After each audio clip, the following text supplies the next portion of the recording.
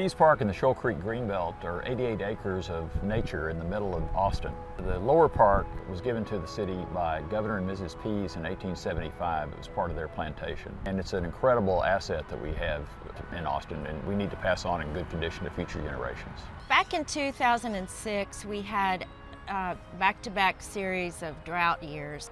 You could see that the drought and the use of the park had just taken a huge toll and trees were dying. Also, disc golf had damaged trunks and further compacted soil around stressed trees.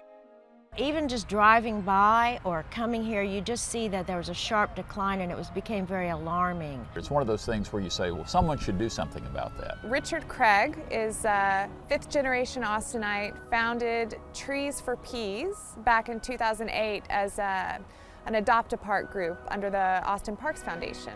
He and a bunch of caring friends and neighbors got together to do work in the park, come down here, plant trees, mulch, water on their own. And with time and some fundraising, this grew into a full-fledged nonprofit, and in 2013 we changed our name to Pease Park Conservancy. Well, initially we called ourselves Trees for Pease because the tree canopy was the most critical visible feature that was under threat and dying. But then we quickly saw that the park needed a lot more than just some more trees. We saw that there was work to be done everywhere on its infrastructure, on its buildings, on the erosion, on the soils.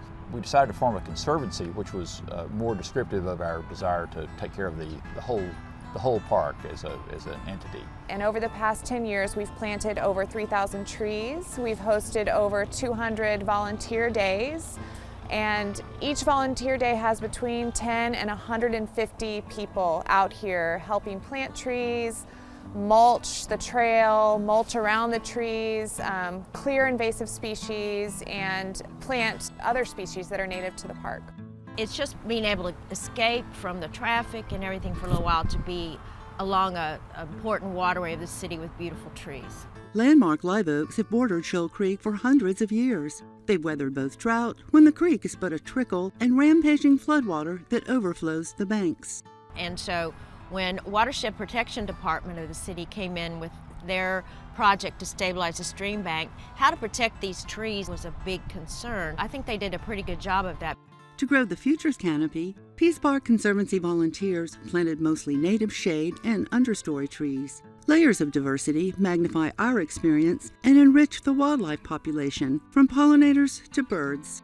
The other thing that we did was experiment with different ways of treating dead trees and how to remove them. We did some hand cutting. We got a forestry mower in here that shredded it and laid the mulch down, and then later came back in and planted a few key trees. And now those areas are surprisingly recovering on their own because the pressure of having too many competing trees has been reduced. Mulch will prevent the compaction, and this Bermuda grass that you find through most of the park loves it, and it provides kind of a cushion for footfalls and prevents the compaction. And then we added dillo dirt on top of that, which the City of Austin provides for free in the spring to park groups if they want it.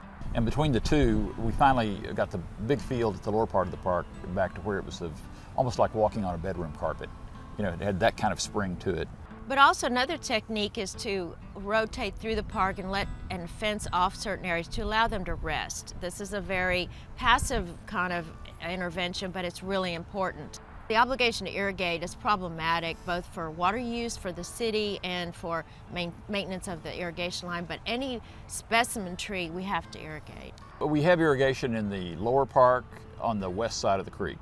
We don't have irrigation lines on the east side of the creek. Number one volunteer in the heat of the summer, schlepping buckets of water, and I've got the chiropractor bills to show for it too. In a few sections, the city mows and removes broken branches. In the rest of the park, the natural part of Pease Park or the Shoal Creek Greenbelt, people like the nature, and so you want to let the tree limb fall on the ground. You want to allow the burl or the hole in up at the canopy of the tree that the squirrel lives in or the owl lives in to remain.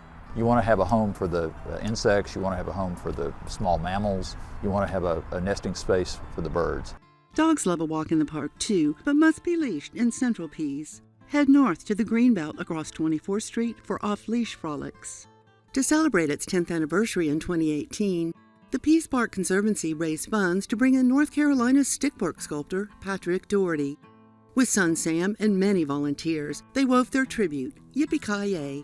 We played a lot in the woods when we were children and started building things. And then when I turned to sculpture, it was easy for me to imagine going back to the woods and starting to collect material there.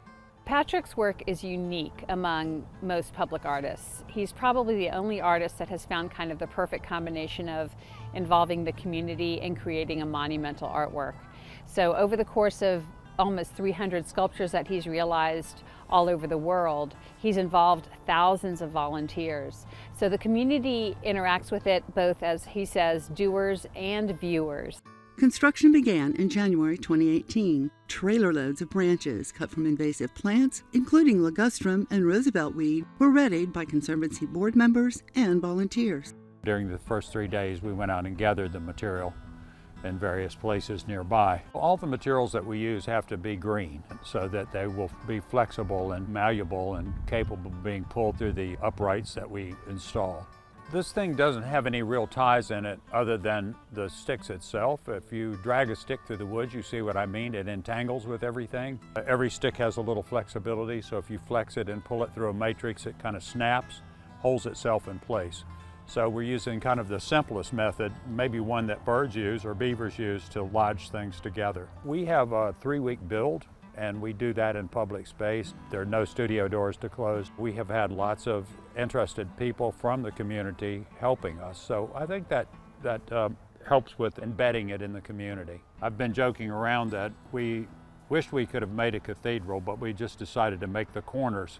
Inspired by Spanish cathedrals and visions of cowboys herding cattle through mesquite, Patrick designed 5 L-shaped elements that just begged to be explored. I think that the fact that people can walk through it and, feel surrounded by it and touch it and push on it, all of those things kind of endear it. And the fact that it is temporal, you go get your family and bring them down to look at it. In the current environment of where people feel a little bit concerned about the natural world, people here kind of have a higher level of consciousness about art and beauty and also the sense of community. People here seem to use the outdoors, walking around, having a great time, exercising, thinking, writing, riding their bikes. It really adds to your life.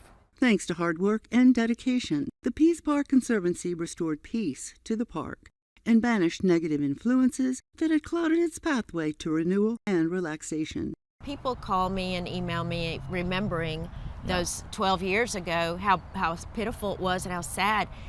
They enjoy it and they just feel happy in the park. But now we got to take care of it. Betsy Barlow Rogers of the Central Park Conservancy, she told us that it doesn't do you any good to fix the park so that it looks good on one given day and then walk away. You're setting the park up for this cycle of renewal and decline over a 20-year generational thing. And what the Conservancy has been able to learn can really offer a lot to the city and to other park groups that want to be stewards of their neighborhood park or their district park. Look at the city's website and the Urban Forestry Grant Program. It's an incredible asset. The resources are here to help you replicate what we've done at Pease in your own neighborhood.